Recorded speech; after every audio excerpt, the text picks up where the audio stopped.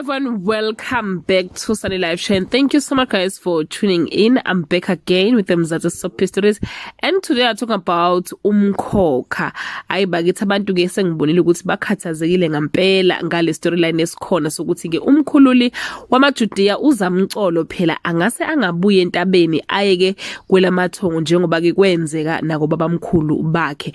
Abantu ke babe sibebuza kulabo abangaba ke nolwazi, including the entertainment commentator ufilm phila ke phela owaziwa ke ngoRhupulo who normally update us ngezindaba ke eziphathelene nama cast members, and Nakhu ke akushilo. Utheke to those who've been sending questions about name maps leaving the show, I have received confirmation that the actor is still with the show.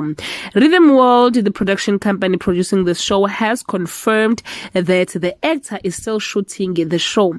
I can't give more details as that will be disrespectful to the show as spoilers, but you will be seeing the actor for a while this year at least.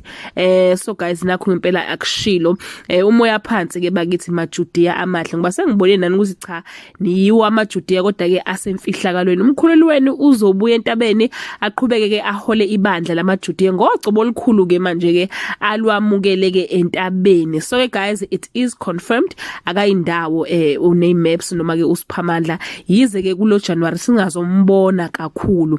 That's all I have for today. To leave your comment below and share your opinion. Bye.